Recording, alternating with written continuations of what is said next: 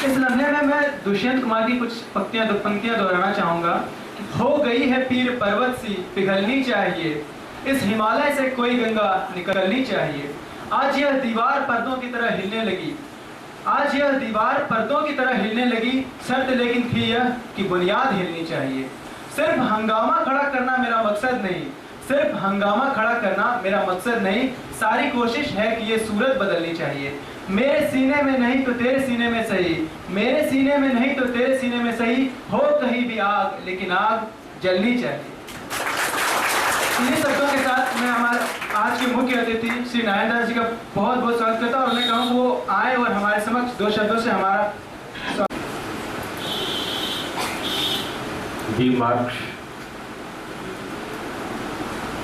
के निदेशक मेरे मित्र वर्ग आदरणीय सुनील जी, इस परिवार के सारे सदस्यगण और बहुत ही सुंदर तरीके से इस कार्यक्रम को संचालित कर रहे उद्घोषक जी और सामने बैठे वैसे प्रतिभाशाली जिन्होंने अपनी मेहनत से उस कहावत को चरितार्थ करने का काम किया है कि कहते हैं कि मेहनत की सुनहरी चाबी किस्मत की किवाड़ खोलती है। आपने अपने लगन से, अपने अथक प्रयास से, अपने परिश्रम से इस मुकाम को हासिल किया है। मैं हृदय के अंतर्कलह से आप सबों को इसके लिए साधुवाद और धन्यवाद देता हूँ। शिक्षा एक ऐसी चीज है, कहिए एक ऐसा पंख है जो आदमी को एक नई जिंदगी देने का काम करती है। और कहा भी गया है कि जिंदगी एक अभिलाषा है, जिंदगी एक अभिलाषा है, इसकी गजब की परिभाषा है। संवर जाए तो जन्नत है, बिखर जाए तो तमाशा है। जब बच्चा पैदा होता है तो पहली शिक्षिका या पहला गुरु उनके पेरेंट्स ही होते हैं। और किसी भी बच्चों के अंदर, किसी भी मनुष्य के अंदर, किसी भी छात्र और छात्राओं के अंदर दो प्रकार की भूख होती है, एक मन की भूख और दूसरी पेट की भूख। मैं इस चीज को इसलिए कह रहा हूं कि हम सभी बाल अवस्था से गुजरे हैं। बच्चा चाहे 2 साल का हो, बच्चा चाहे 2 साल का हो, चाहे 4 साल का हो, जब दादी और नानी की गोद में लोरी सुनती है या सुनता है तो भीतर से माँ आवाज देती है कि बेटा खाना खा लो। वो बच्चा अबोध है, उसके पास ज्ञान नहीं है, उसके पास विवेक नहीं है, लेकिन वो बच्चा चाहे छोटा कितना हो, वो तब तक दादी और नानी की गोद में लोरी सुनता है जब तक वो पूरी लोरी सुन नहीं लेता है। तो वो मन के भूख के साथ उस लोरी को सुनने का काम करता है। और माताएं अगर भीतर से आवाज देती है कि बेटा खाना खा लो, माँ की आवाज पर ध्यान नहीं देता है। तो कहने का मतलब ये है कि जो मन की भूख के साथ चाहे पढ़ता है, शिक्षा करता है या कोई काम करता है तो निश्चित रूप से वो कामयाब होता है। आप सभी जितने भी छात्रों ने एक ऐसी मुकाम को पाने का काम किया है तो कहीं कामयाबी उसके कदमों को। और ये देश एक ऐसा देश है, हम सभी जानते हैं कि ये देश गुलामी की जंजीरों में जकड़ी हुई थी। इस देश को आज़ाद कराने के लिए हमारे पूर्वजों ने बलिदान दिया, लेकिन अगर शब्द और साहित्य नहीं रहता तो इस देश को आज़ादी नहीं मिलती। जितने भी महान पुरुषों की बात आप करेंगे, उन्होंने किताबों से दोस्ती रखा, चाहे सरदार पटेल की बात कर लें, महात्मा गांधी की बात कर लें, पंडित जवाहरलाल नेहरू की बात कर लें, देश के संविधान रचयिता बाबा साहब भीमराव अम्बेडकर की बात करें, सारे लोगों ने ज्ञान अर्जन किया। और जहाँ ज्ञान है वही विज्ञान है, और जहाँ विज्ञान है वही चमत्कार है। कोई भी आदमी किसी क्षेत्र में तभी कामयाब हो सकता है जब उसके पास ज्ञान। कहा भी गया है कि विकट समस्याएं जब जब घेरे, धैर्य ही देगा समाधान। आजादी संकल्प हमारा, आजादी संकल्प हमारा, माँ की वेदी पर अर्पित प्राण। तुम जगे रहो, तुम सजग रहो, हर दुश्मन तुमसे हारेगा अगर तुम्हारा ज्ञान प्रखर हो। हर मंजिल तुम फतह करोगे अगर अपना विज्ञान प्रखर हो। परहित जीवन वरण करो, अपनी धरती मां को नमन करो। बहुत सी चीजें ऐसी हैं, आप लोग तो विद्वत जन है, गति के नियम के विषय में आप लोग जानते ही होंगे। न्यूटन के मन में एक दिन की खोज नहीं थी कि हम देश के अंदर, दुनिया के अंदर गति का नियम परिभाषित करेंगे। वर्षों से उनके दिमाग में चल रहा था ये बात। एक खोज के रूप में वो खोजी बने हुए थे कि आखिर गति के नियम को हमको देश के अंदर, दुनिया के अंदर परिभाषित करना है। वृक्ष के नीचे बैठा न्यूटन, फल ऊपर से नीचे गिरता है और वहीं से वो गति के नियम को परिभाषित करते हैं। कहने का मतलब यह है बंधुओं कि जिस प्रकार का सोच आप डेवलप करेंगे, मुझे यहां आने के बाद कब मैं भी अपने आप को आह्लादित महसूस कर रहा हूं कि बहुत पहले से सुनील जी से मेरा संपर्क है। स्वामी विवेकानंद ने भी कहा है कि अच्छा शिक्षक वही होता है जो शिक्षार्थी से हार जाए। ये स्वामी विवेकानंद का कहना है। और किताबों की दुनिया एक अलग दुनिया है। मनुष्य का जीवन बहुत छोटा सा जीवन होता है और छोटे से जीवन के कालखंड में वह तरह तरह की कल्पनाओं से विचरण करता है। कभी मनुष्य यह सोचता है कि हिमालय के ऊपर बैठा हुआ आदमी को कैसा लगता है। स्वागतम तुम्हारे, धन्य हुए जीवन हमारे, करते हैं स्वागतम तुम्हारे, धन्य हुए जीवन हमारे। कभी आदमी इस चीज को अनुभव करता है कि समंदर में जब गोता लगाता है तो उसके अंदर कैसी सुखद अनुभूति होती होगी। कभी आदमी के दिमाग में ये भी बात आती है कि मरुभूमि पर चलने वाला आदमी जब पैदल चलता है तो उसको कैसे अपने आप में एहसास होता है। लेकिन मनुष्य के जीवन में तरह तरह की उपलब्धियों को आप एक समय में ही उसका आनंद नहीं ले सकते, अनुभव नहीं प्राप्त कर सकते। लेकिन यदि आप किताबों से दोस्ती रखते हैं, पढ़ाई से दोस्ती रखते हैं, आप ज्ञान अर्जन करना चाहते हैं, तो मनुष्य का जीवन छोटा हो या बड़ा हो, अपने छोटे से कालखंड में वो तरह तरह की कल्पनाओं को परिभाषित करता है और उसके जीवन को जीने का आनंदित वो अपने होता है।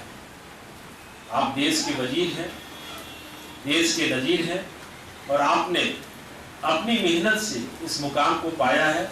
और मैं आज के दिन इतना ही कहूंगा कि आप देश के अंदर, क्योंकि देश कहां जा रहा है,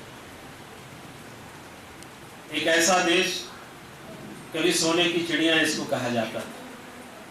हम जानते हैं कि इस देश में अवसरवाद है, व्यक्तिवाद है, जातिवाद है, तरह तरह की बातें। लेकिन देवघर जब मैं सीढ़ी पर चढ़ रहा था तो जब यहाँ के मैंने एक वातावरण को देखा तो हमको लगा कि लोग कहते हैं कि पटना जो बिहार की राजधानी है वो एजुकेशनल हब है। आप दिल्ली जाएंगे तो सकरपुर, लक्ष्मी नगर, निर्माण बिहार, देवघर के कितने लोग, झारखंड के कितने लोग, बिहार के कितने लोग वहाँ कोचिंग करते हैं और अच्छे मुकाम भी पाए हैं। और देवघर जो बाबा की धरती है, मैं तो कहता हूँ कि ये संस्कार की भी धरती है और शिक्षा की भी धरती है। आपने उत्कृष्ट कार्य किया है। मैं डायरेक्टर साहब को इतना ही कहूँगा कि जितना लंबा संघर्ष होता है उतनी बड़ी कामयाबी मिलती है। यदि आपका संघर्ष लंबा नहीं होगा, आप मेहनत नहीं करेंगे, तो आप कामयाब नहीं होंगे। और मैंने जिस बात को बोला कि अच्छा शिक्षक वही होता है जो शिक्षार्थी से हार जाए, वैसे प्रतिभा संपन्न छात्र और छात्राओं को मैं इतना ही कहूँगा कि आप एक अच्छे शिक्षक के पास रह के आपने शिक्षा का अर्जन किया है, विद्या को ग्रहण किया है, और कहीं भी चाहे द्वापर की बात करें, त्रेता की बात करें, समाज किसको याद करता है? समाज उसको याद करता है जो समाज को कुछ देने का काम करता है। मैं विधायक बना, मैं इस बात को इसलिए बोलता हूँ कि मैं अंत्योदय परिवार से आया। कभी दूर दूर तक मैंने कल्पना नहीं किया था कि नारायण दास विधायक बने, कभी सोच ही नहीं थी। एक आदमी 30 वर्षों तक एक दल में रहता है, संघर्ष करता है, और मैं अपना बायोडाटा भी नहीं भेजा था टिकट के लिए कि भारतीय जनता पार्टी से मैं चुनाव लड़ूंगा, लेकिन एक संघर्ष था 25-30 वर्षों का। तो पार्टी ने मुझे टिकट दिया और 5 दिन के बाद बोला कि नारायण जी आप बायोडाटा तो भेज दीजिए। मैं इस बात को इसलिए बोल रहा हूं कि संघर्ष ही आपको एक नया नाम दे सकता है। आप जितना कामयाब होंगे उतना आपको दुनिया जानेगी। और मैं एक अंत्योदय परिवार से आया। मेरे जैसे आदमी ने सूरत में 1200 रुपया में वाचमैनी किया, दिल्ली में मैंने काम किया, रोड में मैंने मिट्टी काटने का काम किया, लेकिन 1990-95 की बात मैं दिल्ली में काम कर रहा था। अचानक, क्योंकि मुझे लिखने पढ़ने का शौक बचपन से है, तो पेपर वगैरह हम पढ़ते थे, पढ़ने का शौक था। अचानक मेरे मन में एक भाव पैदा हुआ कि नारायण तुम महज 1200 रुपया में अपनी जिंदगी को दिल्ली और सूरत में बर्बाद कर रहे हो, कहीं न कहीं सामाजिक क्षेत्र में आके तुम्हें कुछ काम करने की आवश्यकता है। अचानक मेरे मन में आया, और उसमें अटल बिहारी वाजपेयी की ड्यूटी बोली। मैं दिल्ली से आया, जयप्रकाश नारायण सिंह जिलाध्यक्ष हुआ करते थे, मैं उनसे मिला, और आज संघर्ष के बदौलत मैं आप लोगों के आशीष से, प्यार से इस देवनगरी का सेवक बना। मैं विनम्र आग्रह के साथ आप लोगों से इतना ही कहूंगा कि सरकार हर प्रकार का कार्य भी कर रही है, शिक्षा के लेके, विकास को लेके। हमारे प्रधानमंत्री का भी एक ईमानदार प्रयास है। यहाँ काफी छात्राएं बैठी हैं।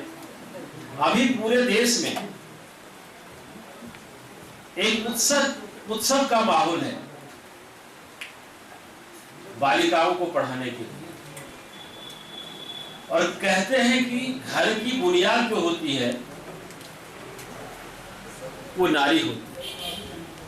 और देश ऐसा है जहां कहा भी गया है कि यत्र नार्यस्य पूज्यन्ते रमन्ते तत्र देवता, अर्थात जहां नारियों की पूजा होती है वही देवताओं का वास होता है। तो संस्कार घर से ही पैदा होता है, और जहाँ इतने अच्छे शिक्षक हैं जिनके अंदर एक भाव है, जिनके अंदर एक सकारात्मक सोच है, समर्पण है कि हम शिक्षा की दुनिया में, क्योंकि देखते हैं, और इसलिए मैं इस बात को कह रहा हूं कि आप लोग APJ अब्दुल कलाम जो देश के राष्ट्रपति बने, आप लोगों को पता होगा कि नीचे से वो ऊपर आए, और दुनिया का कोई भी महान पुरुष एक पंडित नेहरू के वंशज को छोड़ के दुनिया में किसी की जीवनी को आप पढ़ें, किसी की जीवनी, चाहे अमेरिका के राष्ट्रपति की जीवनी आप पढ़ लीजिए, बराक ओबामा की जीवनी पढ़ लीजिए। जितने भी संत महान पुरुष पैदा हुए, सारे लोगों ने गांव और गरीबी देखी। आप लाल बहादुर शास्त्री की बात कर सकते हैं। आज तो प्रकृति के साथ लोगों ने छेड़छाड़ भी किया है, बारिश भी कम होती है, लेकिन कहीं गंगा माँ का वो तूफान, वो उफान, उसमें पीठ पर किताब रखकर लाल बहादुर शास्त्री जी स्कूल जाया करते थे और वो देश के प्रधानमंत्री थे। ये एक तरह की सोच होनी चाहिए। और आपने देवघर का नाम रोशन किया है और मुझे बुलाया। मुझे अच्छा लगता है जहाँ शिक्षा दी जाती है, संस्कार दी जाती है, और देवघर शैक्षणिक हब है। मेरा भी प्रयास है कि देवघर में ऋचाएं गूंजती हैं, स्वमय प्रार्थनाएं होती है। देवघर में संस्कृत विश्वविद्यालय की घोषणा भी हमारे मुख्यमंत्री ने किया है, जो यहाँ के लिए एक वरदान साबित होने वाला है। और सही में देवघर जो है वो संथालपुरना प्रमंडल का सबसे सुंदर और विकसित शहर है। आप शिक्षा की ज्योत को जगाए रखिए। बाबा वैद्यनाथ से यही कामना है कि आपने जिस संकल्पित सोच के साथ एक यज्ञ को आहूत करने का काम किया है, उसमें आप प्रजन कामयाब हो। मेरी सारी शुभकामनाएं हैं। इन्हीं चंद शब्दों के साथ पुनः आप छात्राओं को, और वैसे छात्र जिन्होंने संघर्ष के बाद भी कामयाबी उनके कदमों को चूमने के लिए थोड़ी सी दूर हो गई, और कहा भी जाता है जो हारता है वही जीतता है। इसलिए कहीं हार होने की बात नहीं है।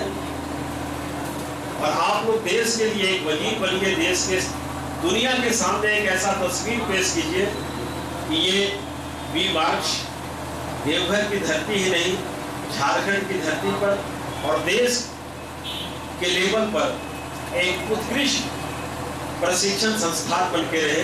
यही मेरी सोच है, यही मेरी बाबा से प्रार्थना है। आप सबों को मैं पुनः एक बार हृदय से आभार व्यक्त करता हूँ। धन्यवाद।